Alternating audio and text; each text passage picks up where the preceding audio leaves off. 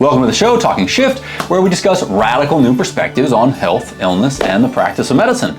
Joining me today is Miss Chelsi Lovely. She is a massage therapist, has her practice at Homegrown in Baldwin City, and has been a massage therapist for over 20 years. Welcome to the show. Hi, thanks for having me. So, our patients have been asking us all sorts of questions about massage.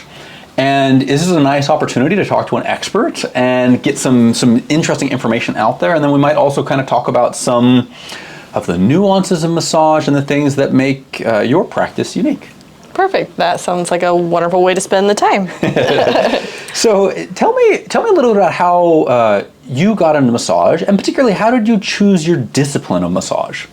I actually started when I was 12, actually. Cool. When I was 12, my mom was in a motor vehicle accident. We all were, but she had injuries sustained along her C7, so like right around and T1 and T2. So she had a cervical fracture, severe neck pain, had to have surgeries, and so from a very young age, she had me starting to work on her to feel through the nervous tension that she was experiencing.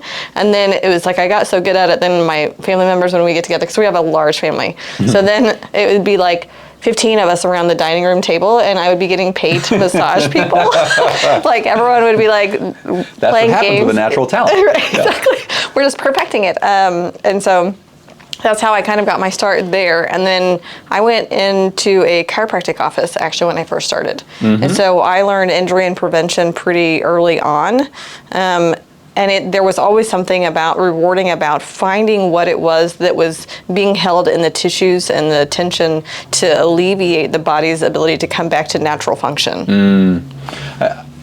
I want to get into that a little bit because that's really interesting to me, and I think will be really interesting to a lot of people. One of the things that mainstream medicine really does not do well is appreciating the role of soft tissue. Period, just as a blanket statement. Orthopedic doctors, and people are familiar with them. You know, if our knee hurts or our hip hurts or our back hurts, it's very common nowadays to get sent to an orthopedic surgeon. And an orthopedic surgeon is a bone surgeon, fundamentally. And they do like a little bit of stuff with bursas and corticosteroid injections, but they're really not trained to think about soft tissue. No, and it's a detriment. It's a detriment to their profession. And there used to be another specialty in medicine called physical medicine and rehabilitation, which was kind of the MD level of physical therapist. And they did a really good job of thinking about soft tissue and how that is, I will say, usually the cause of chronic pain. It's not a bone thing. It's not that you need surgery. It's usually soft tissue, body mechanics. And one of the things that I really appreciate about massage therapy, and you were leaning into this, is that if we fix the soft tissue, and there's a lot of different ways to address that, but if we fix the soft tissue, usually the hard tissue relaxes into place. Yeah, agreed. And I'm going to speak more into that, I guess, as far as the way that the soft tissue works within the different layers of tissue.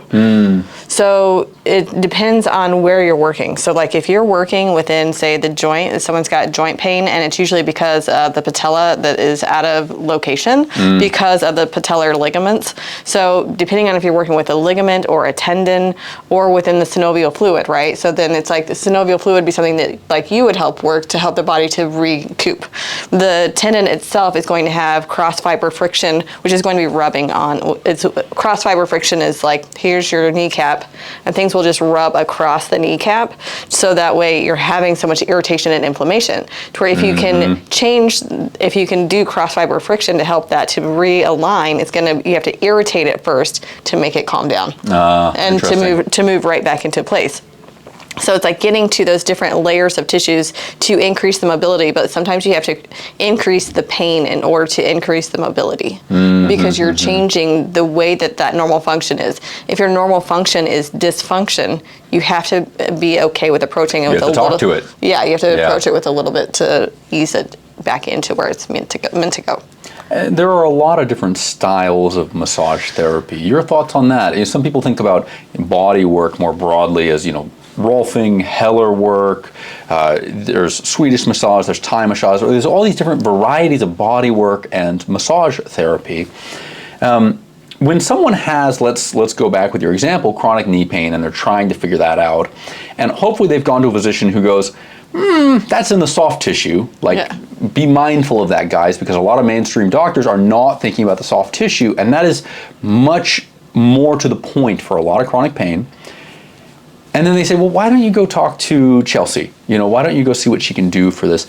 How do you think about all those different sort of disciplines? And, people are thinking, who do I go to for what? There's all these different styles. There's all these different names of physical work. Right. What are your thoughts on that? I think that it is kind of a discipline. So sometimes a physical therapist is going to help because you're going to be working with the strengthening of different areas in order to, because it could be a weakening of, so you have something going on with your knee. It could be something that's on the back of the hamstring or something that's making it's always complicated. Right. Yeah. So the first thing is you need someone who is a good assessor. You need someone who's going to be able to look at how is the gait, how is the body functioning. You have to learn how your body is functioning first to know how to correct it. If you don't know how your body's functioning, then you're just going to continue running in a direction that you hope you're going when you really could be running far away from the problem. There's something that I see quite frequently.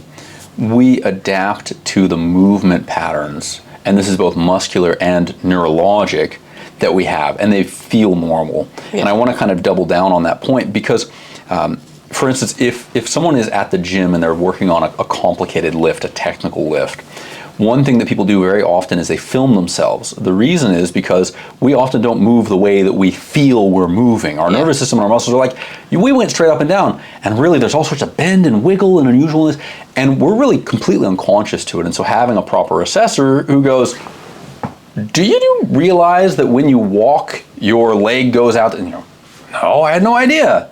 I don't believe you. Well, let me film you and show you. And oh crap, I better fix that. Right. And obviously that's going to cause me some pain. Right, exactly. That's 100%. It's like being filmed and then being able to actually visually see yourself to be able to do that. Like runners, I'll just say this, Gary Gribble used to do really great running assessments. Right. I remember that, yeah. Like with the arches and things, because they're checking your gait and looking at that, and they did a similar body motor function sort of assessment. So I think that there's, when you are, jumping back to when you're trying to decide who you're wanting to go to, whether it's a physical therapist, massage therapist, deep tissue, that kind of thing, it is, what is your end goal? Okay, I love that. So what is your end goal? Are you trying to correct a function? Are you just trying to decrease pain? Or are you just trying to relax? Interesting. So it's like if you're just trying to soften into your tissues, you're not super specific about your goal, then you can do your Swedish, your general relaxation massage. But if you're looking for someone who is more on the function mobility side of things, then your sports therapist, your Thai massage is great because it's full body linkage as far as being able to connect this part of the body with your shoulder up here too. You're doing the full line of the body. Cool.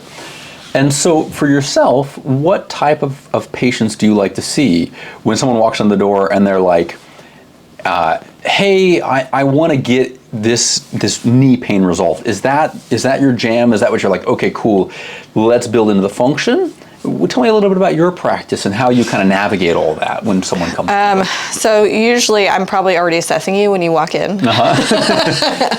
And so I'm watching the way that you walk towards me. I'm watching the way that you sit down. I'm watching the way that because people's body position actually show what they're protecting. And usually, that's a good point. Right. So if you are protecting a certain aspect of your body, that's usually where one of the starting points will be. So if I have knee pain, but I'm going to totally do a hobble here. But if I have knee pain, but I'm walking like this and I can't really, it's actually going to be here because you're not able to have any tension at all. So you're protecting this part of your body. So then your knee pain probably stems from your hamstrings being so tight that it's pulling your gait out of alignment. So it depends on your gait, your function, and the way that your body is showing up in the way that your movement is happening.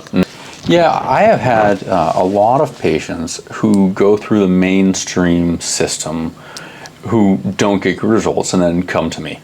I go, I've just had this chronic pain for ages. And unfortunately, a lot of times, in mainstream medical culture, that ends up with pain pills or long-term ibuprofen use, which wrecks the gut, or Tylenol, which wrecks the detoxification. And by the time they get to me, things have been stuck a while. And one of the things that's fascinating about musculoskeletal pain and the system in general is that we are great at compensating. If we have something like you were showcasing, if we have a really tight hamstring, we're going to work around that. We're great at working around that, which is awesome. But then at the point where we're like, hey, I want to get to 100% function, we usually have a ton of unwinding that we have to do. And we'll approach that with, we might send someone for massage therapy or physical training, or we might do trigger point injections or regenerative therapies if things are really, really stuck. And there's a whole host of those that are all thinking about the soft tissue. And it really boggles my mind that in mainstream medical culture, most MDs know nothing about what to do for soft tissue. Yeah. And I really like orthopedic surgeons. They're good folk, but they're bone focused. Yeah. And if we have knee pain, they're going to be thinking, okay, well, does the knee have arthritis? Does it need surgery? And one thing that I see all the time is a phenomenon that one of my mentors described to me as true, unrelated. So someone goes to a doc and they have knee pain, and the doc is like, okay, what could that be? Like, well, it could be arthritis. And so they get an x-ray and they say, well, yeah, there's arthritis. So you need to go have a surgery because the arthritis is causing your pain. It's true, it's unrelated. Yes, you have knee pain. Yes, you have arthritis. It's not the cause. Now, sometimes it is, but I'll say, honestly, a majority of the time it's not.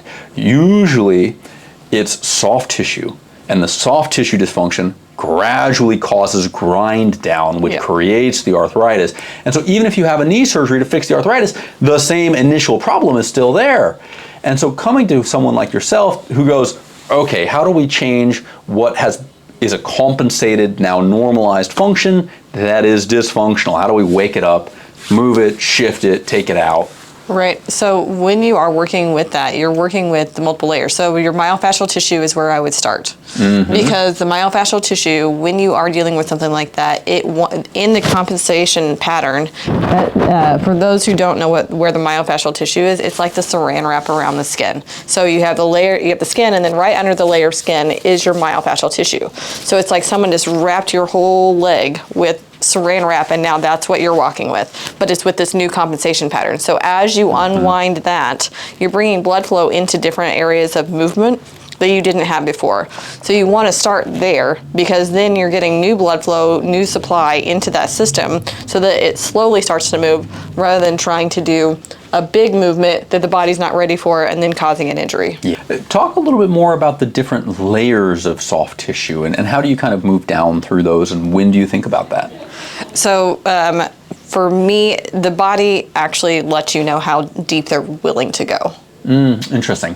So each person is different, whether it's levels of cortisol in your system, or if it's your hydration, the way that you are used to moving. So some people just move tight anyways, they just hold tight. And so as you're moving within, some people's myofascial tissue moves easily and there's not a problem at all. And usually those are the people that are most hydrated.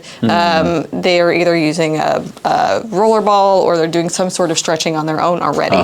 So then you can work below those other tissues. So skin, myofascial tissue, then you get into the different layers of the muscle fibers and tendons. And so depending on how deep the muscle is, then it's like you just have to work through as the body, because the body will move away from you when you get too deep. And you don't want to go. You get a reaction you from get a the reaction patient. from whether they're aware of it or not. The body moves away from it, and so then you have to work within the subconscious or the unconscious to have the body feel safe enough to relax into the pain. And if it's not comfortable for them to be able to relax into that, that's something that as the person on the table, you have to say that's not comfortable. I'm not okay with that, because not all therapists are that in tune. And so, as someone who's been doing it a long time, it's very easy for me to see. But as people are just toughing it out, grinning and bearing it. Yeah, they're like, oh God, and then they get up and like, I'm never doing that again. Yeah, I do think people have that experience. They kind of go, I don't know exactly what to expect, and I paid for this, and then they just beat me up, and it was horrible. Right. Yeah, it's good to advocate for yourselves, and I love your point. This is this is an art form. It's a skill, and it's very practitioner dependent. Yeah. You know, I think people do have the experience of going to some massage therapist and going, I don't know if that was the right thing, and that develops over time. You know, the people who've been doing it for a long time, they don't even need to be told. I've had that experience myself. There are people who just read the body, and that's just a lot of time spent with palpation and feeling the layers and going, oh yeah, okay. The deeper muscle tissues are really, really tight for you. Myofascial are fine, and that's just it's a practice.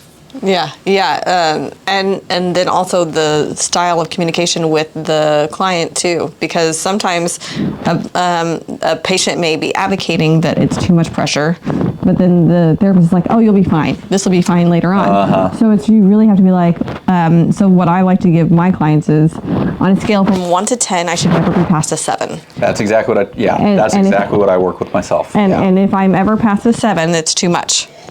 And if you don't know what your scale is, when you stop breathing, I'm going to say, is that too much? Or do I just need to remind you to breathe? Yeah, the way that I've always thought about that is that if we're doing soft tissue work and we push someone past a 7 out of 10 pain, it locks down. Yep. The nervous system just goes, hey, I'm now being threatened. This is not fun. I'm done. Get me out of here. And nothing's going to move at that point. It's counterproductive. Yep. So I know there are a lot of stoics out there who are like, go all the way. There's a limit for all of us. We can breathe and down-regulate the nervous system to maybe turn, a 7 into a 6 or an 8 into a 7. That's possible. But again, we don't want to be macho about it. We want our system to be able to shift.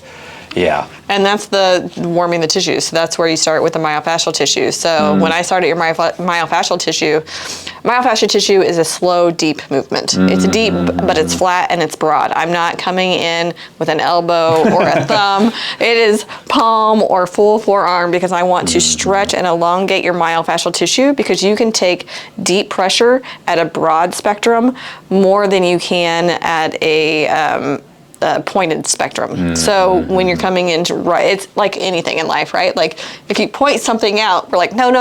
But if you're like the whole area, it's great. It's easier. And so the body is more receptive to that. And so then if you start deep and broad, then you can go in more pointed to those other layers. And then the body is prepared for that level of pressure. That makes sense. Yeah. So you're usually doing massage therapy for about an hour a session, or? I actually tend to be more like 90 minutes or 2 hours. So I tend to do a mixture of massage and energy work in my sessions. Interesting. Yeah, when we think about the layers of tissue, one thing that I would say that modern science is finally just starting to catch up with is this idea of energy. And a lot of the limitations here are really language limitations. I don't think many people disbelieve that there is something beyond the physical body. Right. If we're just talking basic electrophysiology, we have nerves, which are essentially circuits, and anytime you have any electric current running along an area, you generate a magnetic field. That's just correct. Essential physics. So there's no disagreement about that we generate magnetic fields. And if we generate magnetic fields, the likelihood is that we're affected by magnetic fields as well. Correct. It's just subtle. It's just not something that is readily or easily measurable. Certainly it's not visualizable. But and then, in China and India, for instance, they really have a whole refined science of these things. And when we are working with people and working with these layers, thinking about, the myofascia, the muscles, there's a perception that we build over time by practicing with those. I found that people who are good at doing energy work, which is kind of a big, broad, there's a lot of different disciplines and styles, but I always interpret that as they're working with something beyond just the physical. That's also something that refines over time. Yeah. That the palpation of that, the sensation, the understanding of that. Just like how if someone's pressing into the leg, you feel myofascia, and then you feel muscle. And someone else might go, I don't know, that's leg. Yeah. Right? There's a refinement that happens with practice. Yeah. And so it's easy for people to disbelieve these things because it's not in our culture, but it doesn't mean they don't exist. Correct.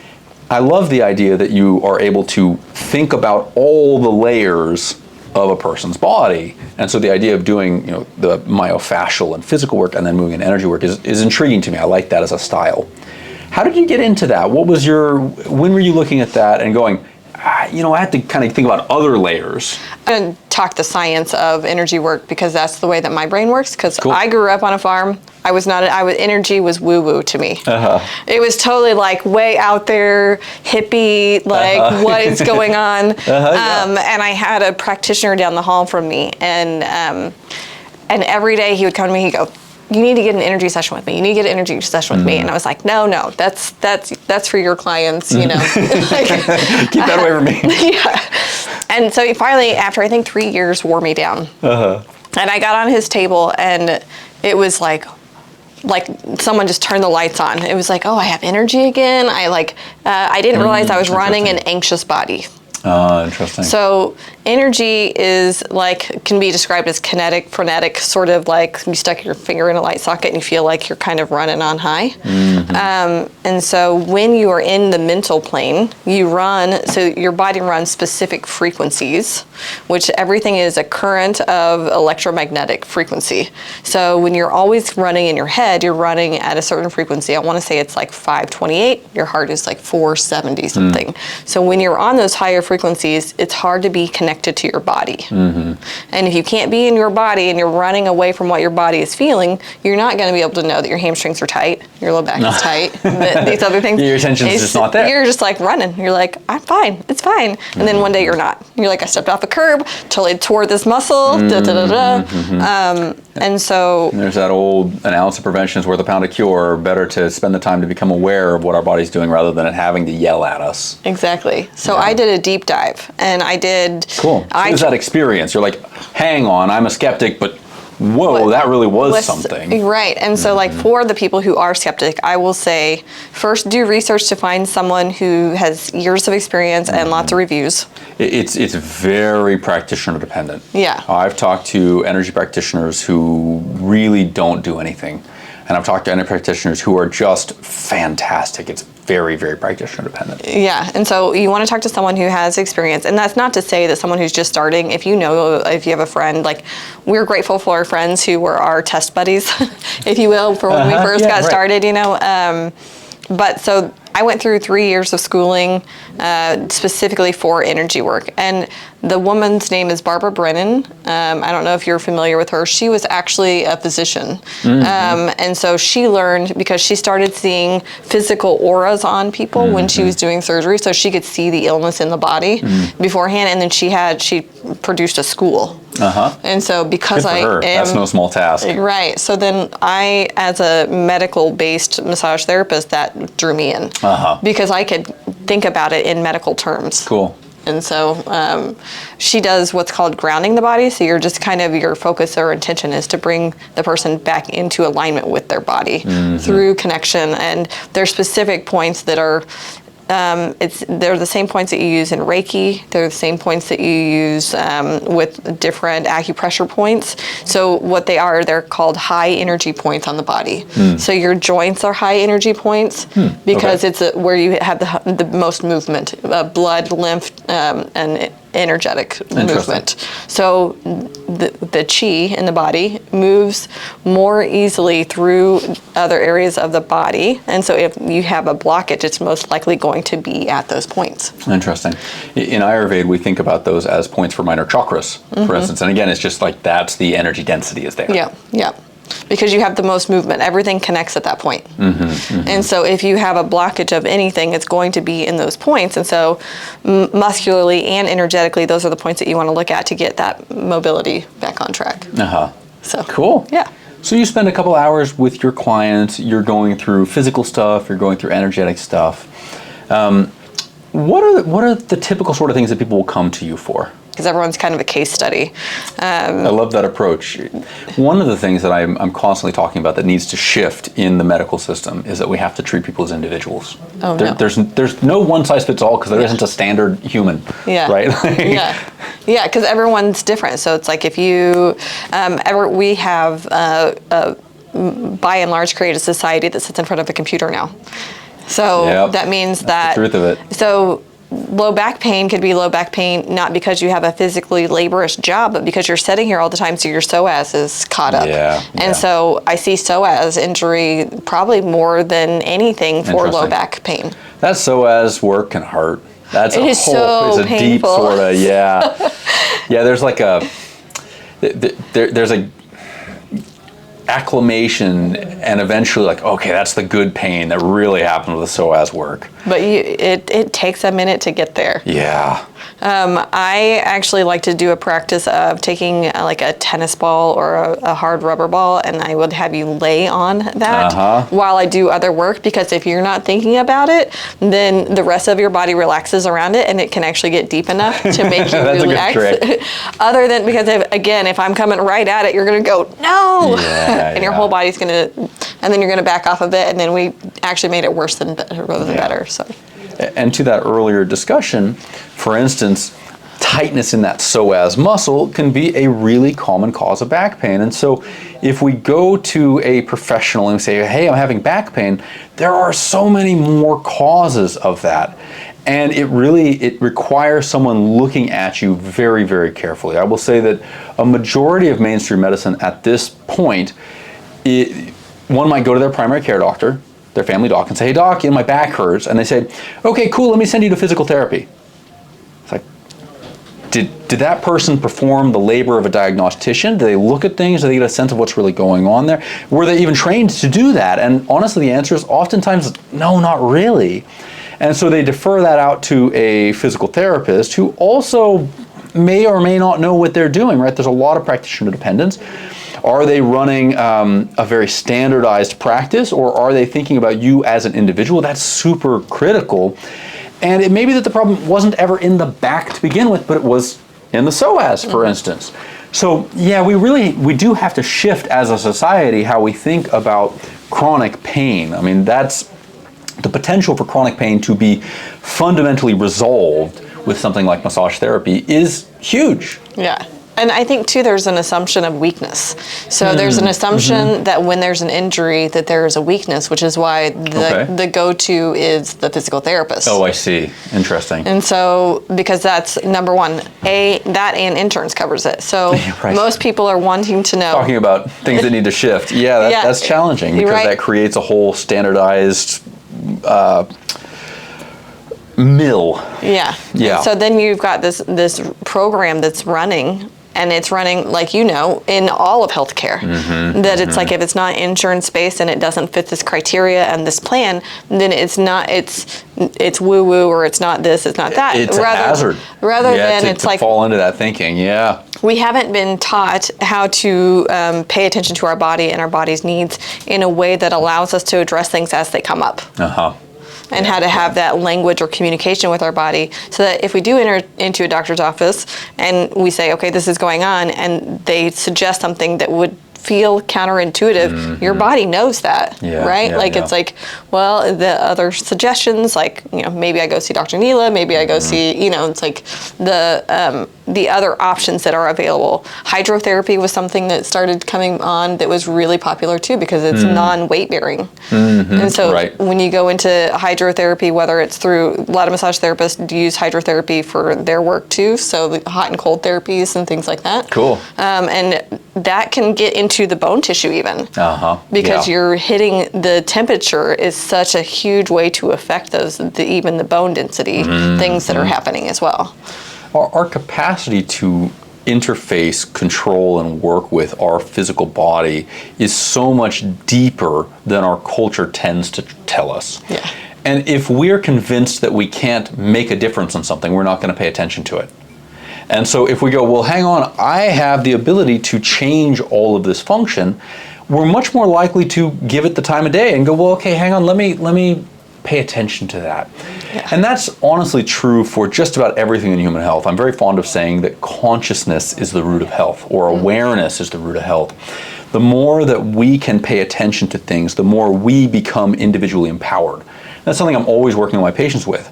I don't want them to come to me over and over and over and over again and be reliant on me. Yeah. I want to help them feel educated and empowered so that they can then heal themselves and maintain that, because again, that prevention is worth more than the cure. Yeah. And this is just a cultural shift we have to get into. We have to invite people to consider that they have the power themselves to do these things. And that's the truth of the matter. So long as people take the time to build the awareness. And it's hard. People work a 9 to 5, they go home, life gets away. But if we take the time to introspect, to pay attention to things mentally, physically, spiritually, we fundamentally have deeper health. And I see people like ourselves, you and I, as people who hold that invitation open. And I love that is your origin story, if you will. You went and had that, and you went, oh, hang on. Yeah, this is a real thing. Let me dig into this. And then that I'm sure has been a boon for your own health. 100%. So for me, so my mom also has what's called trigeminal neuralgia. Which for miserable disorder. Yes, for those who don't know, and she has all 3 branches affected. So for those that don't know, trigeminal neuralgia goes through the cheek, the chin, and the forehead, and it's the trigeminal nerve. So the myelin sheath around the nerve is exposed, which causes nerve pain on a continuous basis in her face due to the car accident. So I spent, from the time I was 15 until 22, in every single one of her doctor's appointments. And so what I would do, as me, who was like this person who was like against modern medicine, if you will, kind of, because I just watched my mother in pain and no one able to help her, right? Yeah. So I'm like, there's got to be something more that we can do here. So I spent a lot of hours reading medical journals and books and things to figure out how to help her, help her to create benefit, and so that when her doctor came in and said, we're doing this, I could give an educated answer as to like, no, actually, that's not what we're going to do. Actually, have you thought about doing something like this? That type of advocacy is something that is really, I think, challenging for people. First of all, they have to want to do it. They have to believe that they can do it well. Yeah. And then we don't have a culture of being skeptical of MDs. Yeah. And, as an MD myself, I will kind of use my standard disclaimer that I think MDs are intelligent, compassionate people as a rule of thumb. They're generally great, but they exist in a system that is becoming increasingly dysfunctional. And so people really do have to be skeptical, and that's always healthy. It's good to be honestly skeptical, kind of reasonably skeptical, and say, okay, you think I should take this medicine or I should do this thing. Tell me more about that. Convince me, help me understand the rationale for that. And then, okay, wonderful, thank you very much. Let me take this home and do my own research about it. Can I call you later with a few questions? And that's really what we have to be getting up to if we're going to change the culture of medicine. We have to be a little bit more skeptical. We have to be a little bit more self-advocating.